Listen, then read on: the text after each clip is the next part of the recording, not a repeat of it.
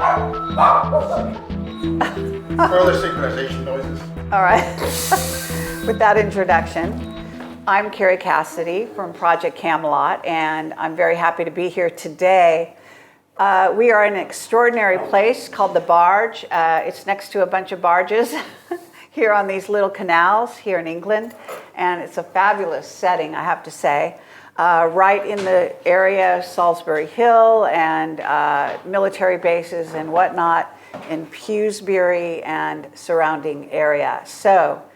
And we want to thank in advance Miles Johnson for arranging this and making it all possible, and also for his assistance with the various cameras, and of course Neil Anthony Sanford is on the other camera. So I'm here with Duncan, the grid keeper, and very interesting individual, and so we're going to find out all about his experiences, how he got where he is today, and being somewhat notorious and having quite a substantial YouTube channel called The Grid Keeper, right? Yeah. And what I want to start out with is actually, seriously, how did you get here today? Because in your life, you have had a lot of exposure to this sector that UFOs, the secrets, the hidden secret space program, and also with regard to what we know of as James Casbolt, Michael Prince, Super Soldier, and so on. So you have had quite a long relationship with him. You also know John Leonard Walson. I do. Quite another interesting filmmaker and notorious specialist, really, in planets off the grid, etc.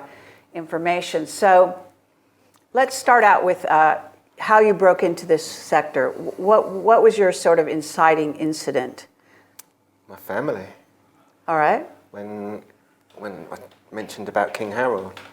Okay. So I used to live in a village called Bosham, had a music company, and there was an incident where a historian had taken to court the fact that he believed that King Harold was buried in this local church, and the church didn't really like anyone bringing this up. So it was on the news, and I thought, well, it's only down the road from me, I'll go down there. Now at the time I didn't know anything about my family. So I've gone up to the church door, the historians came out, they told me what it was about, and jokingly I said, well, you should tell me because I'm a relation. I didn't actually know I was at the time, until I spoke to my mother in the evening, and she said, you should go and speak to your uncle, he's got all these old documents. And then I discovered that I'm a descendant of King Harold's older brother. And it opened up a whole world of secrecy for me and cover-ups. And it was the drive of trying to find out what happened to my family and how far back it went further than that kept me going. And it opened up everything else. It just came along with it, really. All right, so King Harold... 1066. All right, and what was he known for? He reigned for 9 months, and he did more for this country than any other living monarch has ever done, probably put together. I'm not going to say you're prejudiced, but go ahead and tell me what exactly did he do? His father was best friends with Edward the Confessor and supported Edward. Edward was celibate and married to Harold's younger sister, which is why King Harold was always promised to become king. So the story of William being promised to be king by Edward the Confessor is just totally nonsensical from my point of view. And you can research this on Wikipedia and the internet and family tree stuff, but you can find out that Nathaniel Rothschild is descended from William the Conqueror. So therefore, in my mind, William the Conqueror was a Rothschild. So the whole 1066 of invading England, when the whole of the British Army was sent up north for the Battle of Stamford Bridge, which must have been arranged beforehand, because as soon as that battle started, word was sent that it was going on to William in France. He's then come over and invaded Hastings, and there's no army to stop him. They've taken over Hastings. They're up on the hill in battle. The whole of the army had to march down from Stamford Bridge on foot and then fight this invader. It's no wonder they lost. Okay, but where is King And- Harold at the time? King Harold, he wasn't in Hastings. Well, they all came back to meet in Hastings and they all got slaughtered. The bodies of the children were brought back to Bosham, and the mother said, you know, we need to bury them in the churchyard. There's no one of my family in Bosham churchyard, because we found documents saying that William the Conqueror said, if we bury King Harold here, it'll become a shrine and it'll undermine what I'm about to do. And he became king and brought in the Doomsday Book. And I think that if we hadn't have had that 1066 Doomsday Book, England would, well, it wouldn't be how it is today, but they wouldn't have this much control over us, in a way, and the rest of the world, if that makes any sense. So are you It was saying quite a big William deal. the Conqueror became king? Yeah. Okay, Yeah. and what He is was an this invader. Doomsday Book? What is The that? Doomsday Book was where they went round and they made a book with every property, business, and who owned what piece of land in this country. And then they decided what land they were going to take away from people and bring in the French and give them the land. Okay, and in happened this scenario, you're everywhere. saying your King Harold was somewhere in the background. Where was he? I don't know where he was at the time. Oh, all right. I don't know that so much. I don't know. What is really, his but- lineage going back to what? I mean, is he Anglo-Saxon? Yes. He's Anglo-Saxon. Saxon and And William the Conqueror is what, French and Roman? French, Norman, yeah. So how I found this out, my grandfather was the Lord Worshipful Master of the Royal Tunbridge Wells Masons. And so was my uncle. They were councillors, they were very involved. And they put together this family tree, and they went all the way around England to every parish council, every church, and they got any information they could find out about my family and put it in these 2 giant books, which I've still got today. And it's all typed up, and you can go through everything, and every person in there, it tells you what they did as a job, and it goes back to 400 AD. And it is an incredible document, and it shows where it's even got how Harold's older brother had a son called Hakon Swainson, and they didn't kill him. So he survived, and our line carried on.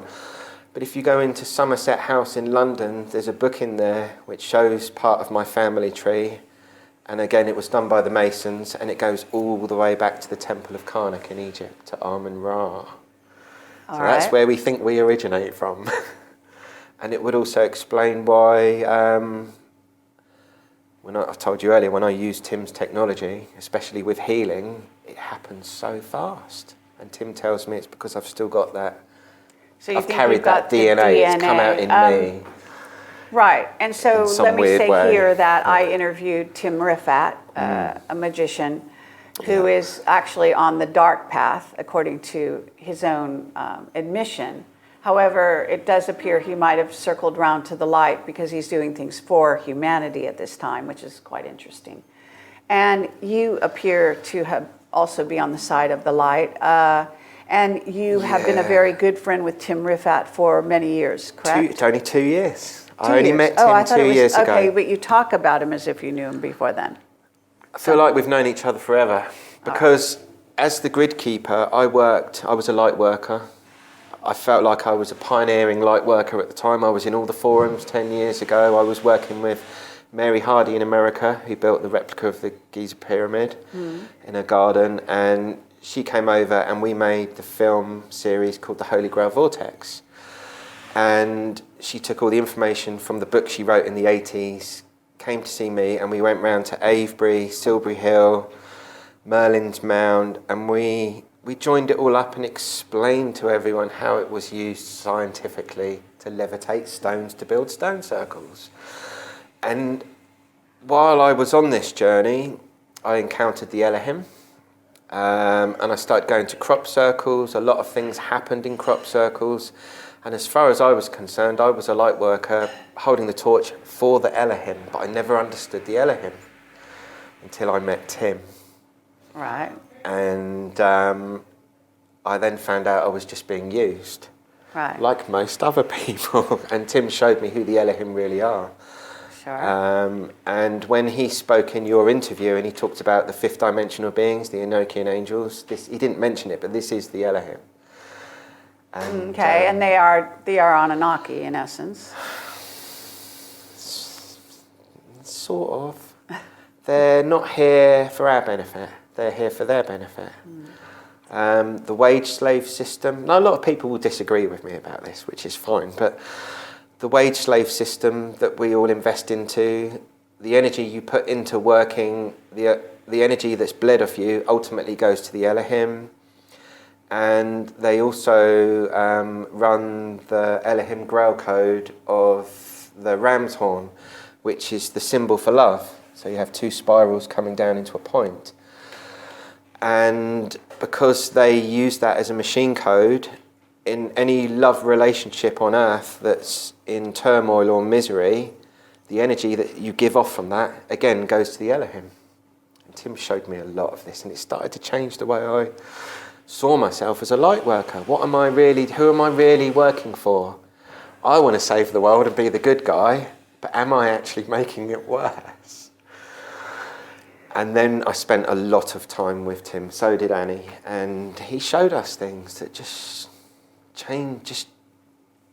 turned everything around opposite. And it was hard to get your head round because it doesn't make sense to start off with, but when you start using Tim's products and doing what he says, your life changes for the better. And incredible things start to happen. So, Okay. Now, what I want to do is... If I've explained that right, I don't know. No, that's all But the good. Elohim, it's a funny thing for me. I love-hate relationship with the Elohim. But they used to feed... Yeah, they fed off a certain type of energy from my body, which was... Tim told me it was my brain power with Miles. Miles told me they feed off your legs.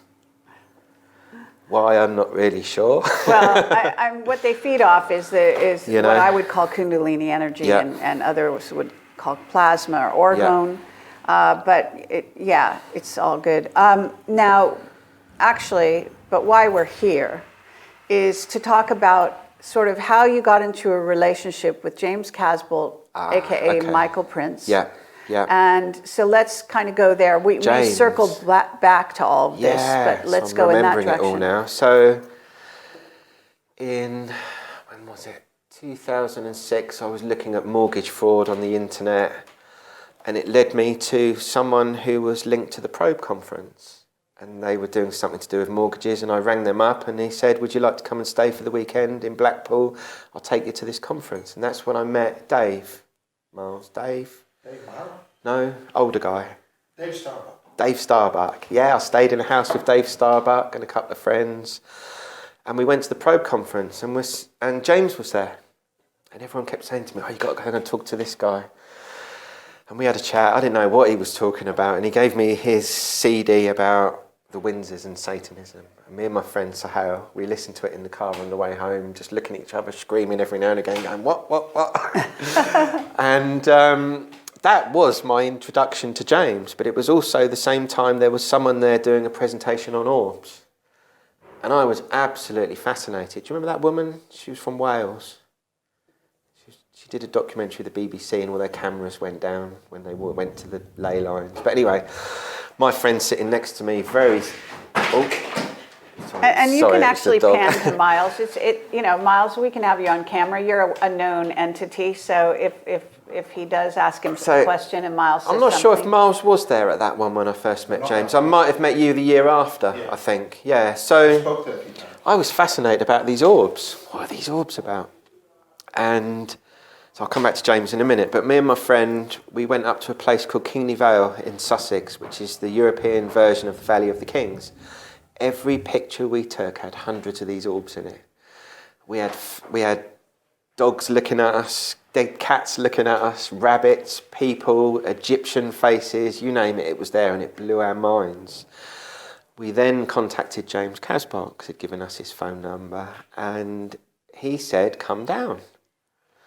So 3 of us drove all the way down to Cornwall, and we met James on the beach in St. Ives, and I'll never forget this, because we've parked. It was like 6 a.m. or something, and maybe a bit later. I can't really remember. But I've walked out onto the sand, and I'm talking to James, and this big Sea King helicopter. This was my first experience with the helicopters. Came around the cliffs, over the sand, hovered next to us, and by now there was people about. They didn't seem to care who was watching, and the side door opened, and there was a bloke standing there with all the gear on, holding something. James grabbed me and he went, "Blue beam," and threw me on the floor. And this blue light just flashed, and it hit the crowd behind. There was some people walking along by the shops, and it hit this chap, and there was a car trying to get through the crowd, and they all started fighting. They were trying to drag this chap out of the car, and it was quite chaotic. And then the helicopter just flew off, and we were like, oh, okay, what was that about? So we got to know James over the weekend, and everywhere we took a picture, we'd have pictures of orbs. And then it was like, well, come and stay with us. So James came to stay in Chichester. We went up Kingly Vale, more orbs. We went to Goodwood. James started seeing the orbs. And James would point and go, "There's an orb floating there." I'd take a picture and it would be there. And that happened a lot. And it's funny because I was looking back on some of our older pictures the other day, and it reminds me of something that Tim says about the parasites that latch onto people. You can see them in the pictures on the backs of our heads. You can see their faces looking back. And it wasn't until now I'd really looked back and noticed that. So I started spending a lot of time with James, and then someone got in touch with me who was JFK's personal advisor back in the days, Michael, and he said, "I need to go to Balmoral Castle and stop a satanic ritual. Will you come with me?" I'm like, okay. So he's come over and he said, "Bring James with you." So we've all gone up to Balmoral Castle on this great adventure. And we went into the castle, we went round the back. Michael had rope with him, he was going to climb the Queen's obelisk. I'm walking along like this going, we're going to get caught. And we did, we got caught. But nothing happened. We were just told, and it was the same words. When I said I went up to that UFO crash, or the plane crash, and the policeman said a certain thing, it was exactly the same words. I can't remember it exactly now, but I know it was the same. Okay. And we turned around and went away. And we went to the church, Balmoral Church, and I remember standing there with James, and I said, "Let's change the vortex." And we couldn't do it. There was just this darkness creeping in over us, and we tried to change the vortex for 20 minutes, and our minds kept going blank. Next thing you know, a big Range Rover comes skidding into the car park, and James just screams MI6. And we're like, oh no, what do we do? So we've jumped in the 4x4 and we've gone off up the road, and they're chasing us, and they chased us for 10 miles. We found a hotel, ran into the hotel, looked out of the room, and it had been changed now of a police car. There was a police car parked in the car park. And anyway, long story short, we went off to a stone circle and we did lots of other stuff, and lots of other mad things happened. But that was, we were into the same things. We became really good friends. And that's what we'd do. We'd go off and have these adventures together. And we ended up at Peasmore. Of all places. Yeah. All right. So tell me, though, did he reveal at the time that he was, a super soldier? I don't know, maybe the lingo wasn't used at that time. Did he talk about his altars or any of that stuff? Not much. No, I never really asked him that much about all this funny stuff. And because I never knew whether to believe it all at the time, or what... I never knew whether what he believed was real or not real, and I'm not sure whether sometimes he did. According to him, even now you would probably say the same thing. Yeah, I would. You don't know what he believes is true. But I know James, I used to go to a church and say, right, the vortex is moving up or down, I'm going to change it for this reason. James would see, before I even did anything, I'd say, "James, which way is the energy going?" He'd look at the church tower and he'd go, "It's going up." And I would confirm, and he was right every single time. Mm-hmm. So I know he started to see ley lines and the orbs and things like that. And as for being a super soldier and having an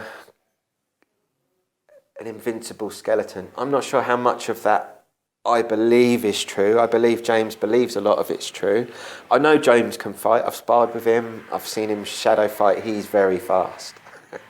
You know, Okay, he does well, have abilities and skills, but he- how at far a that s- goes, I don't know. So we're gonna, I'm gonna have to fire some questions at you so that we can get this kind of condensed. Yeah. So at a certain point, I was in touch with James Casbolt over the internet I don't even know I guess it was emails, I don't know, but it was quite a while ago, right? In the early days of Camelot. Yeah. And he was sending us information. Yeah. Quite good information, actually, and it's still on Camelot for those that are interested. Yeah. Some quite, accurate, very astonishing, quite, specific, not general, nonsense. And then at a certain point, he changed his altar into Michael Prince. Yeah. And there was a real substantial change. Yeah. Now, prior to that, I was supposed to interview him. He was supposed to show up for an interview, and he never did. Wow. Here in England. Know that. Okay. With James Casbolt, not with the Michael Prince. Yeah. Okay. Are you aware of when the changeover went to Michael Prince? God, I'm trying to remember. Whether it was before or after he went to the NSA. Well, okay, when it you might say he have been went just to the before. NSA, where did he go? To the United States? Is that what you're trying to say? Yeah, I think it was, I think from memory it was Fort Lauderdale. And no one believed him, but he showed me the evidence. James was definitely in the American Army.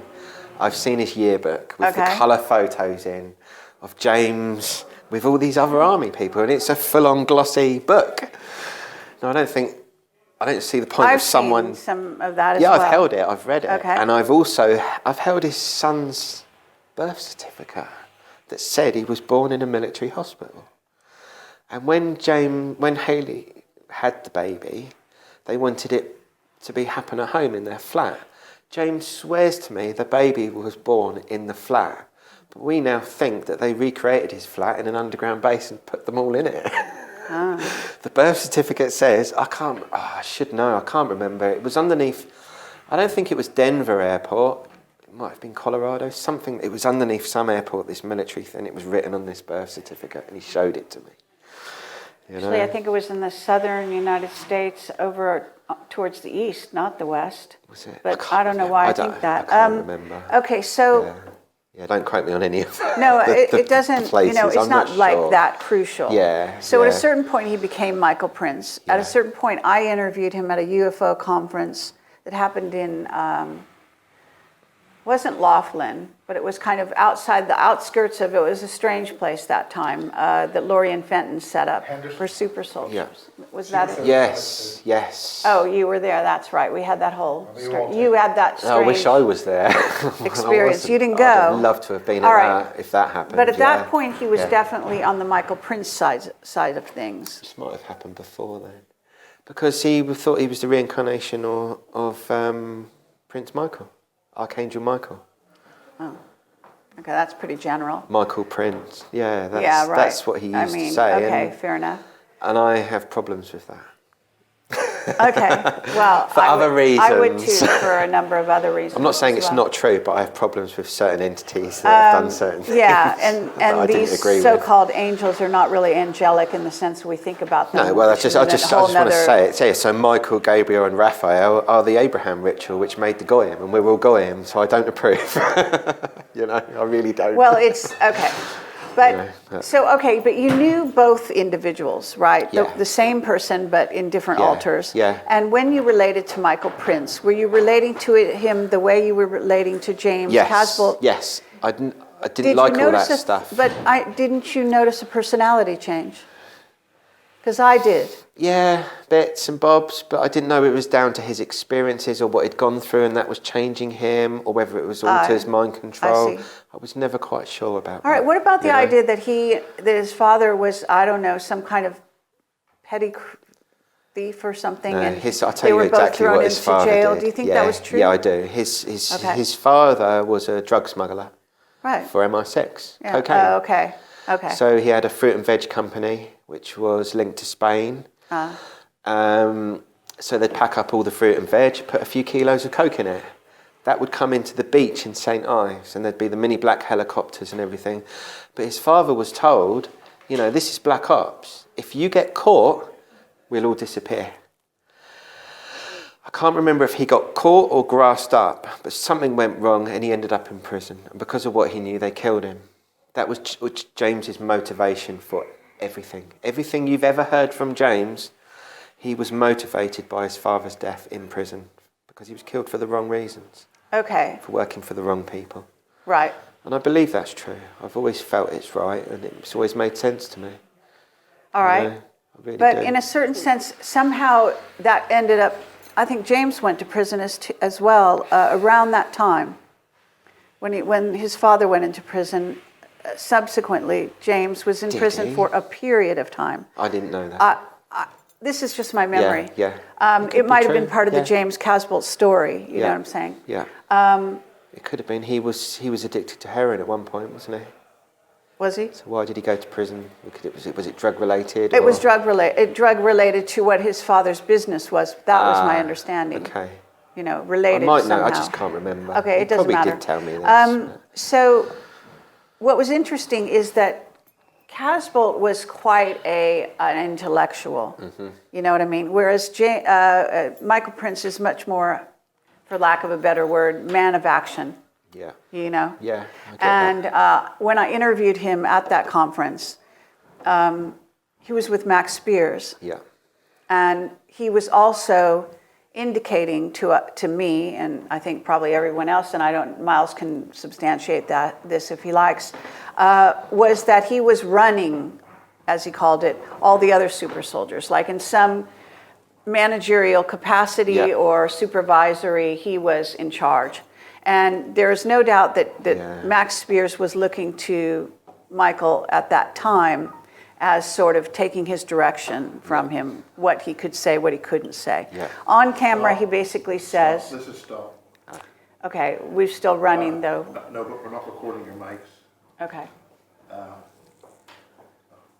Shut that. What's that? Okay, that doesn't matter. Okay, continue, sorry. Work it out.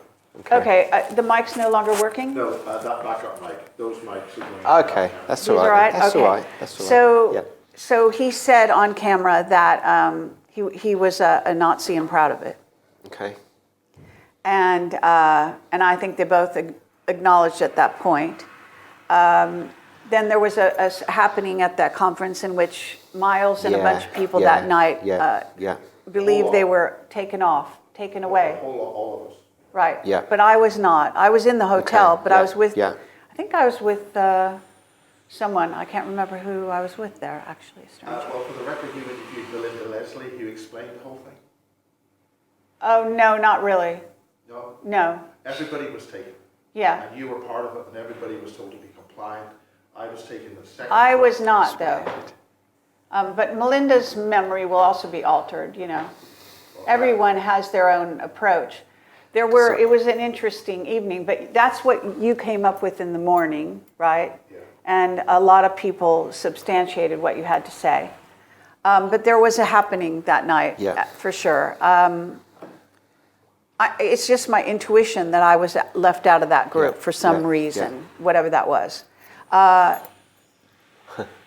I did an interesting thing that morning. I was part of a UFO sort of experiencer group, and I started going around the circle and reading everybody. Right. Not something I ever do. Yeah. So that was quite unusual. So that was an unusual conference, okay? Yeah, so I wish I was there. Interesting people were there. Because I see that Super Soldier program as a failed program. I don't see how it can work. Oh, I do, but you know that's a whole. Yeah. But that goes back to our interview with Duncan O'Finian and the whole lead up, and even Pete Peterson acknowledged that. Yeah. But this has to do with mind control. Yeah. You know, and augmentation Yeah, of because the they were physical used. body. It all started with the Star Wars films. Well, I don't know if it started with them. Well, but the main, the George big, Lucas tapped into that. because. So, can I talk about? Yeah. We know the producer of Star Wars very well. Okay, so And- not George Lucas, then who? No, Robert Watts All right. produced Papillon. What else did he work on? Space Odyssey 2001. produced all the Indiana Jones films. Okay, and what's his take? I've sat with him for hours and he's told me the most amazing stories about how they first got to make Star Wars. And I'm sitting there nearly crying my eyes like, I can't believe he's telling me all this. And I had a wonderful relationship with Robert and we were going to make films together about crop circles and all this. And then go back to Tim. Tim teaches me all about the Jedi program. And he said what they did, they were bleeding the force off everyone through the cinema screens, channeling it through the ley lines into the Pentagon, and that would fuel, that would where the power would come from to make the super soldiers for the Jedi program. Yeah. This energy of humans can be used for many purposes. Yeah. And it actually links up to what's called the Vril. Yeah. So you know that. Yeah. So okay, go. So, but let's talk about what this guy thought. So I tried talking about some of this stuff before. Never really wanted to talk about it. And we know, like, Annie used to date his brother, so they know. She knows him ever so well. Sure. Was it last year before last? Yeah. There was a conference in Worthing, and we haven't seen him for a few years. And big Star Wars conference in Worthing. Robert's up on the stage. Boba Fett, his other brother's there, and a few other people. Jeremy Bullock. And we were like, yeah. So he's always, whenever he sees Annie, he's like, Annie, yay, and all this. So we've gone into this room afterwards to talk to him, you know, but now we've met Tim. We've known Tim for a few months now. He didn't want to talk to us. He didn't want to look at us. He didn't want to, and it was sad. I felt really sad. Even today I do. Didn't want to say, there's no conversation. Okay, but what is his contribution? He looked quite afraid. Okay, but what is I got that. But what is his contribution, or in your mind, to what you think is the Star Wars sort of place of where the germination of the idea of a super soldier came from? Is this what you're trying to say? He brought the whole thing together, and I think. Wouldn't have happened without him. They've admitted that. Yeah. So Robert Why? Because that's just what he does.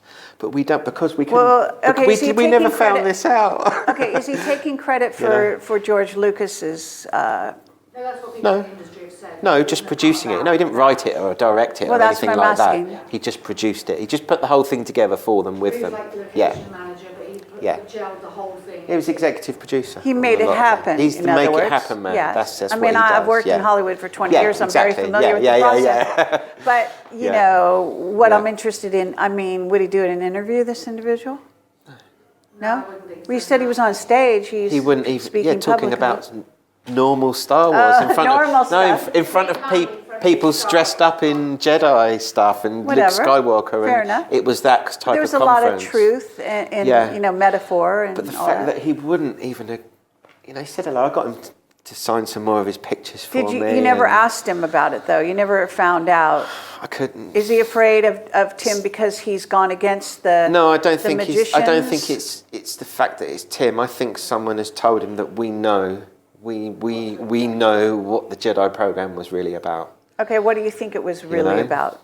It was about taking the energy off the public to make super soldiers.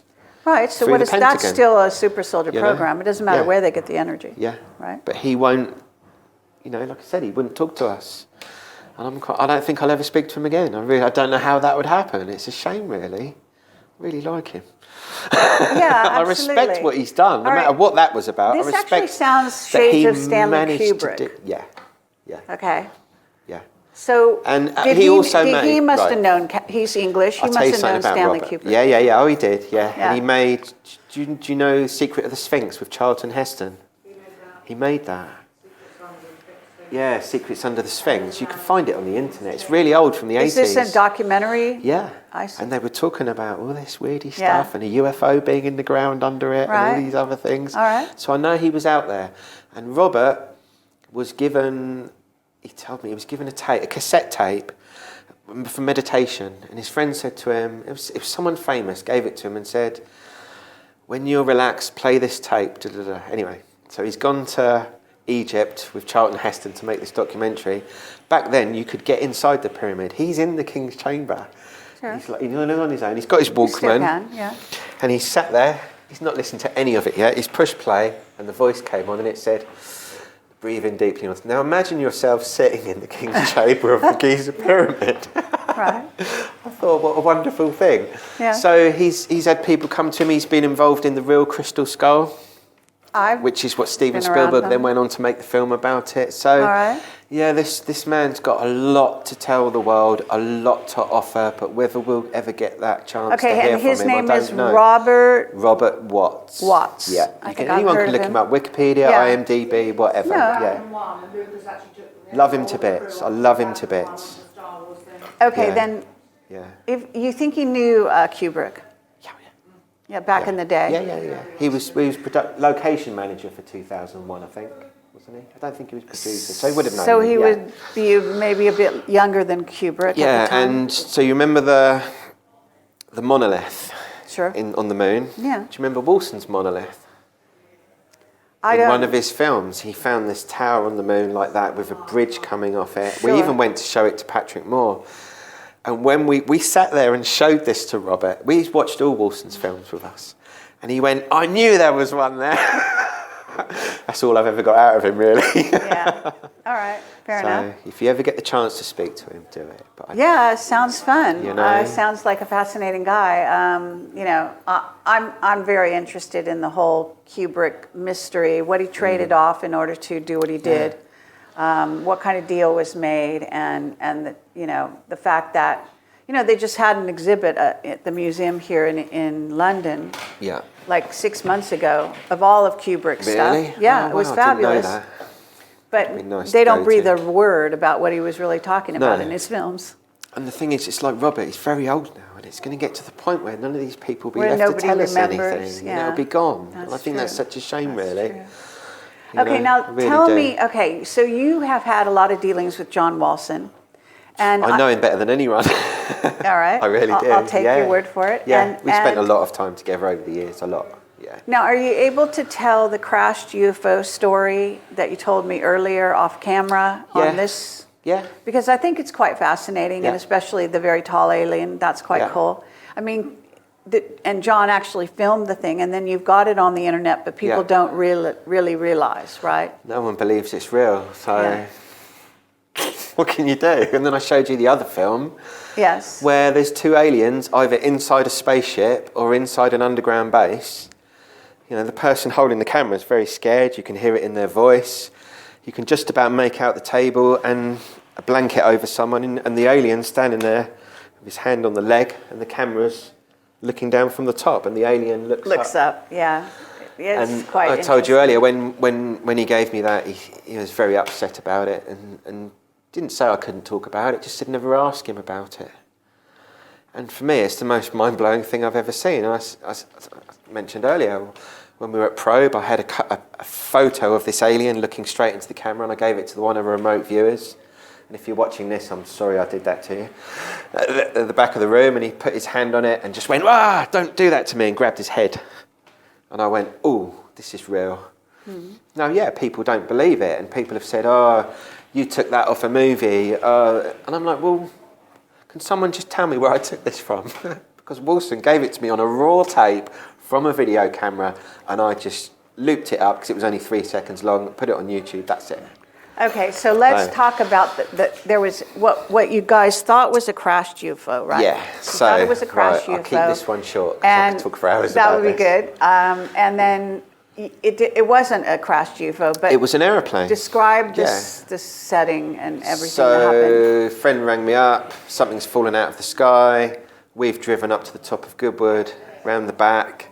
There's policemen there, a fire engine, lots of blue lights. That's all we saw at that time. And the policeman said the same thing that was told to me at Balmoral Castle.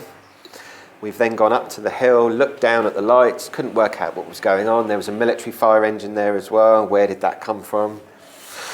And then the silver light came down from space, 2 miles over Chichester, had a bit of a rainbow coloured trail behind it, and a green light came out the front, flew around the South Downs and came past us.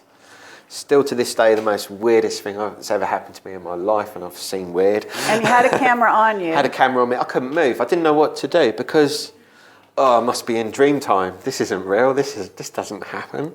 It's not making a noise. It's off the ground. It's a light. What? It's quite big. Size of this room, like this really. Not as high, but yeah, about this. And it went up the hill to the crash site. We've run back up there, looked down, it all looked the same, so we've gone away. It wasn't till a year later that I mentioned it to John Leonard Wilson, and we said the days, and he said, oh, I've got something for you, and he gave me this tape. And I watched it back, and he'd filmed it from the opposite end through his telescope. So he was on the site because he doesn't live far away from where it happened. Doesn't live far away, and he saw the blue lights and just zoomed into the blue lights of his telescope, and there's all this weird stuff happening. It was when he watched the film back, and he went, oh, what's that? Now, when you watch the film back, the green light that flew past me, you see, because that's only still pictures at the beginning, isn't it? Which tells us he's got that on film. Because he's taken that still. Yeah, because so where's the film of the green light that he's not given me? John Wilson, we know, is always very careful not to overstep. If he shows you something, 90% of it you haven't seen. Right. Which is just mind-blowing, because what you're looking at is really good. So in the video, you take a still, you see the green light that flew past me, you see that other light, which could have been from that Green Goddess fire engine, or it could have been another UFO. I really don't know. I don't know. Hear you. And then you see the intradimensional etheric alien standing there about 30 foot tall with a ray gun in his hand, overlooking the whole situation. And you're going, what? What's that? It's incredible. So when you watch the film, you see in the background there's a Cessna two-seater plane on the ground. There's 3 people standing by the plane. I haven't told you this bit yet. This is what James said to me. He said to me, all right. So the plane. So there's 3 people standing around this plane. You can see them in my film. James said to me, that's you. And I'm going, what? What do you mean that's me? He said, you pulled the alien out of the plane. Now, it makes sense that there was 3 of us. The policeman said the same thing to me that was said at Balmoral. So all I remember is, you can't be here, whatever, turn around and go. Had I gone in there and done something for them? I don't know. But the height of the people are the same height. Sahel was with me. So the tall one looks like me. The middle one looks like Sahel. And the short one looks like my friend Matt from Glastonbury. And I'm going, but it was us 3 that were there. This is weird. So I don't know if I did pull the alien out. I've got no memory of it. But I do know that I'm like walking poison to aliens, which is why I was thrown out of Peasmore. So that doesn't quite make sense, unless the only thing I'm not poisoned to is draconians. But then that was a grey, and I'm not too keen on grey. So well, greys work for draconians. Exactly. So there's something I've still got to find out there. But okay, but I want you to tell about how the Cessna was flown. Yeah. So the Cessna was flown from Portsdown Hill, which is Portsmouth Navy base. And the Grey was put into the plane. A Navy Admiral flew the plane to Goodwood because there's an airfield there. And it was when it got just before the airport, it was shot out of the sky, just so happened to land at one of the highest points around there.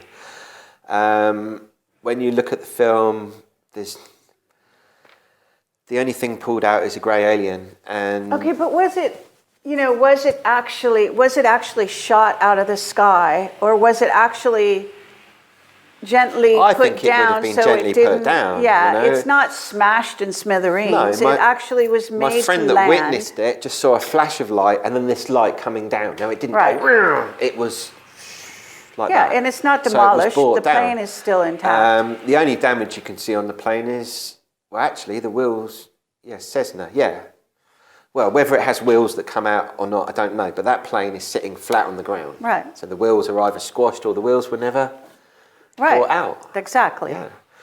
So. So I don't call that a plane crash. I call that something else. Yeah, exactly. Yeah. All right. Fair enough. Not even a UFO crash, is it? No. It's very interesting. It's just some sort of incident. So you believe there was an alien delivered, a grey or whatever, and then go ahead. So in the film, this thing's pulled out, and then what you think is the firemen walk over to the plane, and as they go to touch this thing, the hands light up, And they bring it over to the left of the film where you see the big light with the funny beam, which could just be because of the camera. And then they're all standing there. And when you freeze frame it and take a still shot or look at it on a giant, big 60-inch telly, you can see that these three tall things have got little horns on their heads, dark wings behind them, their knees are in a slightly different place, and they sort of walk slightly funny. And their necks do look really long and their chins are a bit funny, but that's all you can sort of make out. But it's the tall one stands there and he puts his arm around this short grey. Reminds me of a mini version of the Marshmallow Man, or whatever it was, that was in the Ghostbusters film. That big giant thing, the white thing, but a mini version, that's what it looks like. And then it walks back to the light with this thing, and then the camera sort of moves around and you can see the fireman standing by the fire engine just watching, and I'm going, oh. So that still picture, I printed it off, I put a copyright thing on it to do with the film, gave it to James. James goes to the NSA, got the picture in his pocket, and he gives it to, who did you say it was? Carol Thatcher. Yeah. Head of MJ12. And the more you said that sounds really familiar, like I might have known that. I can't remember. Right. Given her the picture and she's looked at it, got a pen in her hand, put it in her mouth, snapped it, screwed her face up and said to James, where the fucking hell did you get this from? Oh, a gridkeeper gave it to me. She turned around and said, these are winged draconians. As talked about in the Old Testament, no one in the world is ever supposed to take a photo of them. Now, when James said to me, that's you in the picture, in the video, he remote viewed the whole thing. He spent the whole week concentrating on the film, looking at it and everything. And he said, so he gave me that, and he gave me one name. He said, I've got this name, but I don't recognise it, and I know nothing about it. And he said, all I've got is Hatton, as in Hatton Gardens. So Hatton. Now, I was obsessed with something called the Phoenix Journals many years ago, channelled in the 70s or 80s or early 90s, can't really remember. Yes. Yeah. In Nevada, to this woman, and she put all this information down, and it was all channelled from a draconian called Commander Hatton. I remember this actually, having come across that. And it blew my mind, and I thought, winged draconians, he's a tall one. I've always had a thing for this Hatton. Where is my connection? And James used to take the piss out of me. There's loads. James knows loads about me that I don't know, about my life, that I'll never know unless he tells me. And he used to make jokes about all that stuff. But anyway, that's probably another story. I won't open that can of worms. We'll do Enki and Enlil and all sorts of things. Oh, all right. And Amun Ra and all that other stuff. Right. But yeah, I've just lost my train of thought. But no, yeah, I mean, okay, this is basically what happened. The guy got delivered, then he got rescued, basically taken off by the draconians, in theory. Yes. And this whole incident all happened on this Goodwood, this mountain, which Goodwood's actually a special place. John Walson has done a lot of shooting from Goodwood, as I understand all of it. And it's all done from Goodwood, all of it. Yeah. Okay. You know? All of it. I didn't know. And then there's the time where he showed me the spaceships, because he always used to say to me, come and have a look through the telescope, I'll show you it's real and all this. And you know, I'm human, I've got that doubt. Well, what if it's not real and I've gone this far of it? I don't want it to not be real. What if he's lied to me? Oh my God, what am I going to do to him? Oh. So we've gone up the top of Goodwood, and he's laid, I think I told you earlier, he's laid down on the ground and he's holding a telescope like this in his arms on the ground. And he's now following the moon and something else, and I'm going, how do you do that? I don't know if any of you have ever tried to hold a telescope and follow anything in space. No one in the world's ever done it, apart from this man. I can tell you a similar thing with John Walson in Malta. Yeah. He had a fairly big telescope that he actually shipped over there in a plane. That would have been the same one, and he plane brought one. it That's like the same one. in a doggy carrier or something. It's crazy. Yeah. And that he pulled along with wheels.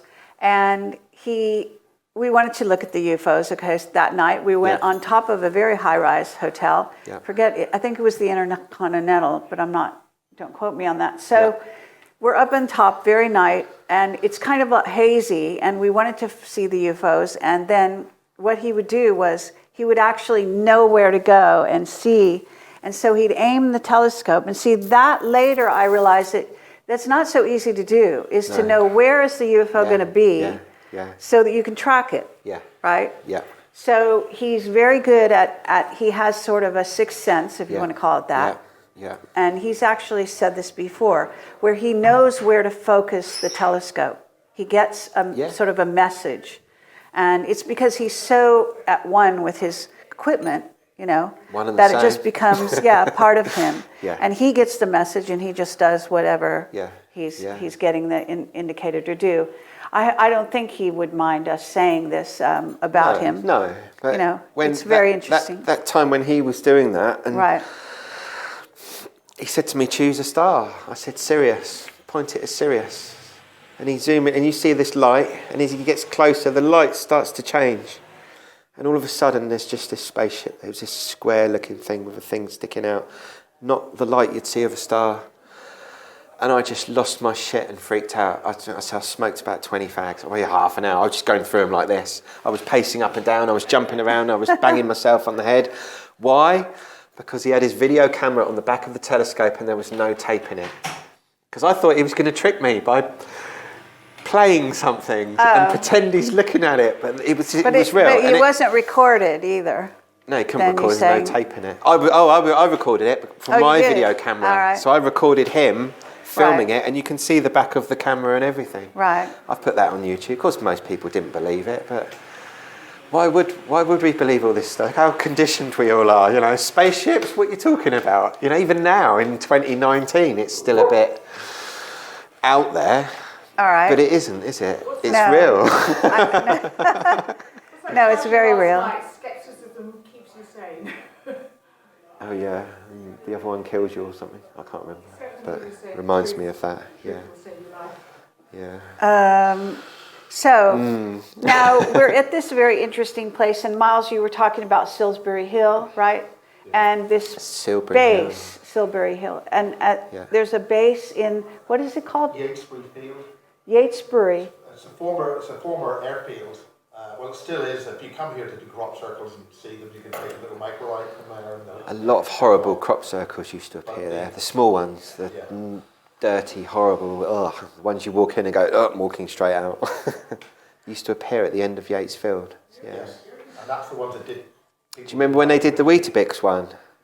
They did the Weetabix one just for a laugh or something to do with... And even then there was a small, horrible crop circle that was put near that. Okay, when you say the horrible, are these the ones built by the military? Why is it horrible? Why do you call it that? It felt horrible. It felt bad drainy energy. And heady. Oh, right. Because I believe that crop circles are made by all sorts of things. Sure. And even that people are making crop circles, we shouldn't ignore them, because what made them make the crop circles? And you know, if you're I look at crop circles like wave signatures, like a homeopathic remedy. Not that they're all made. Most of them are remedies. They're not, I don't think. I used to wish they were. I used to wish they were all good and everything was good for us, but it's not at all. It's not. Fair enough. Yeah, so, okay, so now you know Tim Rifat for a while now. 2 years. 2 years. But you've actually become the person that he trusts to have his videos, put his videos online. I'm his trusted sidekick. Okay. So to say, yeah. When now, I met, is there anything when I you met want to say about your relationship? Yeah. When I want to tell everyone how we met Tim. I finally got to America to go and see Mary Hardy, and I went to the pyramid, and I learnt how to open and close pyramids, all sorts of stuff. And they were part of a group that was stopping using Vortex energy to stop the superstorm that hit Florida and everything. Was it 2 or 3 years ago? Yes. So we went to the fountain in Brighton, did our thing with our dowsing and stuff, and as we walked away, I looked round, and this guy with a shopping trolley, looked like an old tramp. Sorry, Tim, but that's how you looked. Walked up to the fountain, and he's bent over, plugged a crystal into himself, and he's drawing these squares, and he looked like a complete nutter. But I thought, well, we must look like nutters to a lot of people, so I said, Annie, I'm going to go and speak to him. So I went over and I said, excuse me, are you working with the ley lines? And he went, yes, I am. I went, oh, brilliant, we do that. Thinking we know what we're doing. And you meet Tim and it comes to ley lines, you realise you don't know anything. So I said, "Oh, what are you doing?" He said, "Oh, codes and all this." And I said, "Oh, I've just been to America, stop the big superstorm." I said, "We did it. What we did actually worked." He looked me in the eye and he went, "Well, I started it." Smiling. And he smiled, but we both smiled at each other. I didn't understand why he would say that to me, but something inside me told me that he was right. I now know why he did it. It's incredible why he does all that stuff. So he then said, "Here's my website, have a look." Within 5 days, I've come back with a big wad of money. "Tim, I need these crystals. You're the one I've been waiting for. I knew you were coming, I just didn't know it was going to happen like this." I was told years ago, I've got incredibly psychic, we've all got psychic friends, but this girl, she's the one that I rang when I was on top of the hill with the fire story I told you earlier. That's her. Yes. And she said to me, she was the one that told me about my true Amun-Ra connection before I realised it was written down somewhere. She told me just by looking at my hands and touching my head. And she said to me, "You can move mountains." I'm going, "What does that mean?" She said, "No, you can do anything. You just don't know it yet. You don't know who you are. And when you find out, you will have celestial weapons." I only realised this a month ago. Celestial weapons that I now use, and they're all sitting in my bag here, are all from Tim. Okay. And I know, and to move a mountain, I'm not going to tell everyone how to do it, but it's easy. Using Tim's technology, it's easy to move a mountain. Basically, it's an earthquake. All right. Right. I wouldn't do it, but yeah, I know exactly how to do it. And I was always told, because of my bloodline, who I am and everything, I will meet someone and I will be given celestial weapons that will change the world. Not just weapons, tools. And I know I go on about Tim all the time, but I've seen a lot, I've done a lot. All I wanted was the best for humanity. I want to see humanity evolve. I don't care for aliens and anything else because they're not humanity. I want to see the core of humanity evolve. And as far as I can tell, Tim's the only one that's brought anything to the table that's working and changes things. And I've seen that for myself. And, my health is incredible. I've had a smashed ankle my whole life. It's agony. Every winter I can't walk properly. I bought health crystals from Tim. I feel like I'm 16 again. My arthritis has gone away.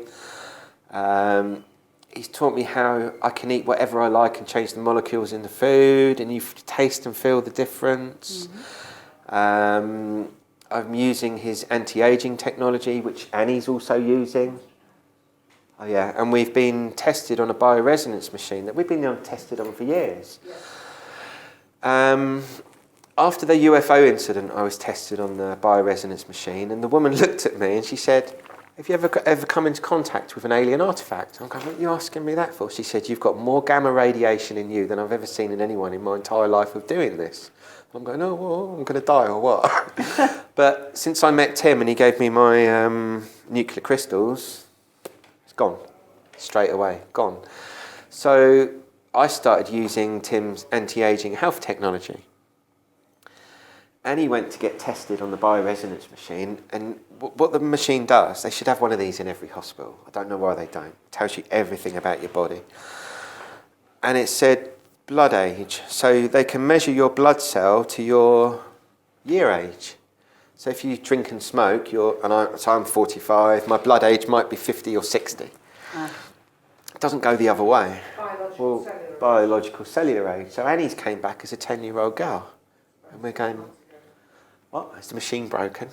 What's going on? And this woman, she does this all day long, every day with people. 20 years. So we've gone back together. Annie's gone in first. She came out, she said, "I'm not allowed to tell you my results." So I've gone in, and the woman just looked at me and she said, "Look, your result is the same as Annie's." And I said, "What is it?" She said, "You've got a biological blood age of 0. Mm-hmm. I'm like, "What? How? What does that mean?" She said, "Well, as an adult, your blood cells regenerate roughly every 7 years, so we age. As a newborn baby, you're regenerating, I think it's every 7 days." She said, "You're regenerating every 7 days." She said, "You won't look any older than this." I'm like, so here I am on camera. If you're all still here in 30 years' time, and I look really old. It didn't work. But here, I've actually got it in my bag. I carry it around with me. This is the company that tests us, the National Natural Therapy Advice people.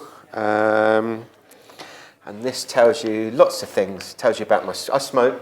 Don't mind people knowing I smoke. I love smoking. I smoke good tobacco. I don't smoke crap tobacco. Not really silly. All right, so you're showing us. There you go. Biological age is none. I know it's just a bit of paper and I could have made that up, but that came from a company. Okay. And to use some crystal products that aren't like any other crystals on the planet and then come back with that. And then, We're actually now customers because of that. yeah, and they're some of our best customers now. That one of them's a brain surgeon and they've bought health crystals for all their kids and everything from Tim. And they're loving it, and they're seeing results already. They've bought magic kits, and they're going the full hog, and scientists as well. and they're scientists, and they get it, and they're seeing it, and I think, wow, good for you. So it's quite exciting. And they've even developed Tim's anti-aging crystal by firing a laser through it, creating a box so that they can have a room where people can come in and have therapy using one of Tim's crystals. And we rang him up and said, is this going to work? And he said, that will work. So he's given them permission to do it. And I'm thinking, wow, we need more people. There's quite a few people with the anti-aging stuff, and I'm trying to get people to go and find these machines and go, get yourself tested, talk about it. You know, people need evidence. You know, no one knows who Tim is. He's just some random guy that's come out of nowhere claiming he's got all the answers. Well, where's the evidence? And Tim's the guy that goes, yeah, I've done all the study, I've done all the science, I've produced it, I've worked with the Russians, I've done this, it works. He'll just come along and go, it works. And you go, well, prove it to me. I don't care. You don't have to buy it off me. He doesn't care if anyone buys any of this off him or not, which is a weird one to get your head around. So we'll see what happens. Yeah, and there's some of his stuff. It's really expensive. And people was like, he should be giving it all away for free.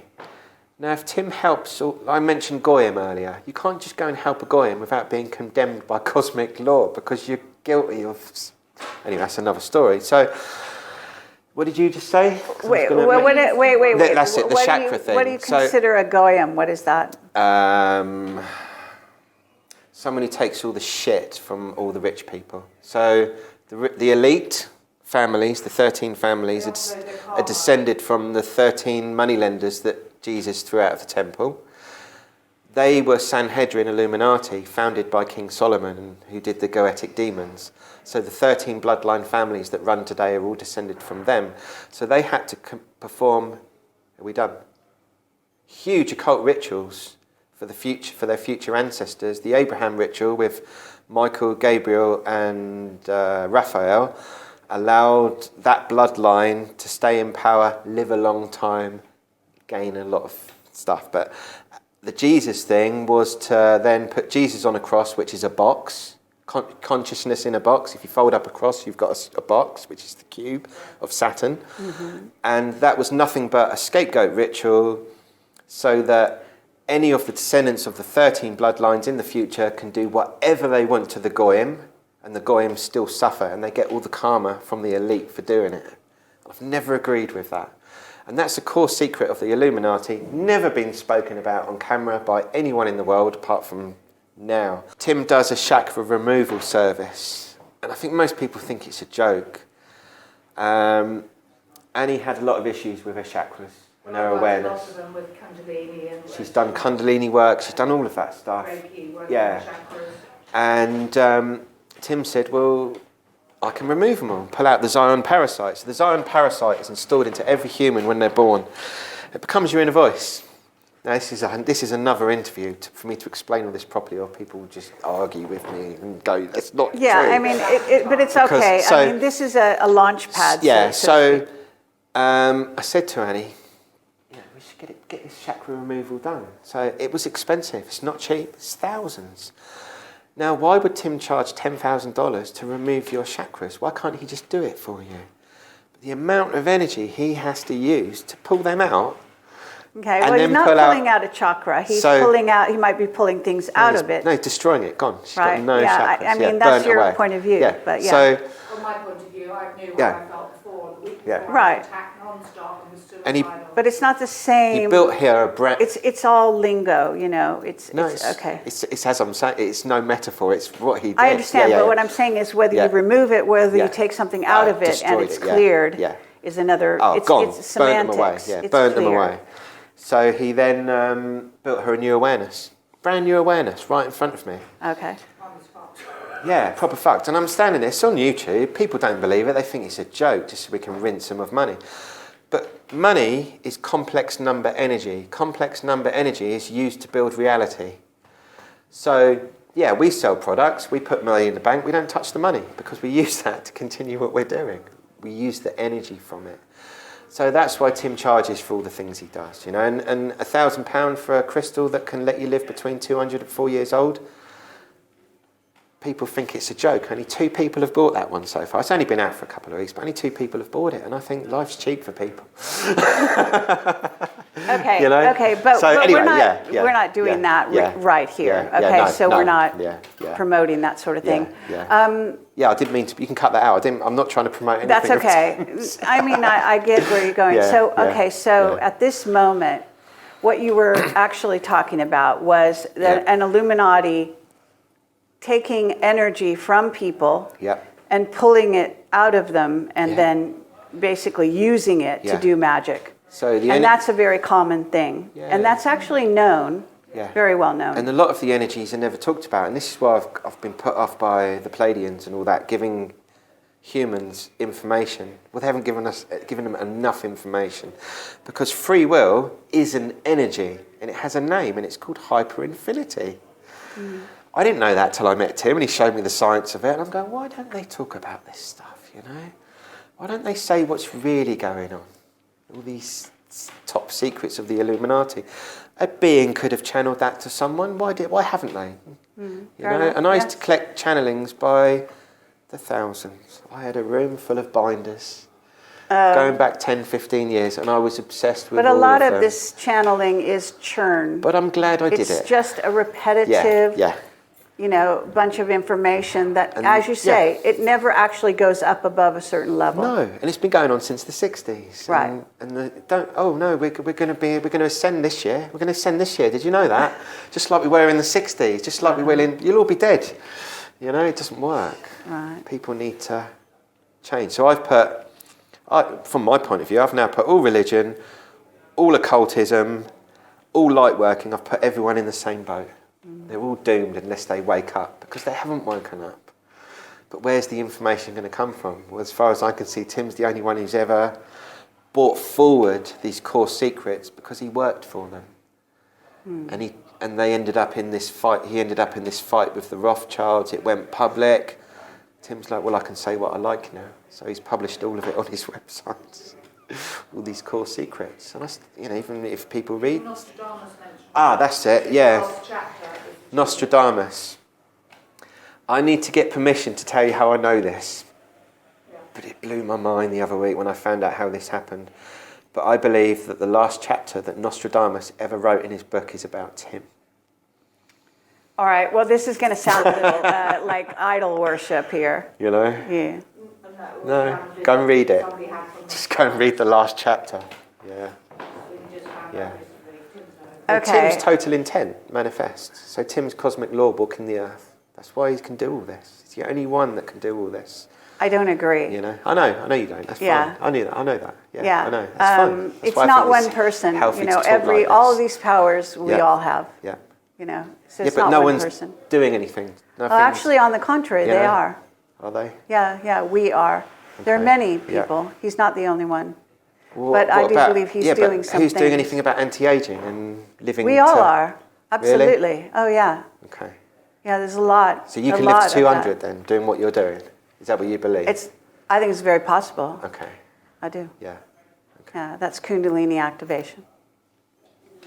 Okay. We've got a lot more to talk about. It's all good. Oh, so no, this is good. This is brilliant because we'll Yeah, find a I mean, common no, ground. it's- I want it's- to find a common ground with you on all this other stuff. Yeah, that we've no, got it's all right. differences I in, mean, because, you know, you have to Which is see why I'm what you doing come this. across. I've been studying all of this yeah, stuff for yeah, many, many yeah. years. And I liked him, and I Yeah. know he's doing some good stuff. Yeah. Not sure it's all good. The black magician, white magician. Because he's a black magician, everyone thinks he's out to get everyone. From what I've seen, black magicians can heal people so much quicker because they have direct access to hell space. And if you look on the Argan diagram of the circle, hell space is where you erase things from reality. So if you want to erase disease and you can get into hell space, you're going to do it very quickly. That's how he's taught me to do it anyway. All right, well, so, that's, it's a way of working. yes, okay. yeah. And there's lots of different ways to do it. There is, Yeah, and yeah. right path, left path. It doesn't, that's not the end of it. But I will say that in his case, we talked about this on my interview with him again. Yeah. If you go far enough into self, and doing things for yourself, you end up doing it for someone else because it's a through line. Yeah. Okay, and ultimately the negative will join the positive. So, and it's all one. The snake will eat its tail. And thank you very much for listening and being here Brilliant. today. Thank you. And thank you very much, Duncan. Much. Finally, pleasure to meet you after It's all lovely. these years. Yeah, lovely to meet you as well. Brilliant. And thank you, Miles, and thank you, Cut.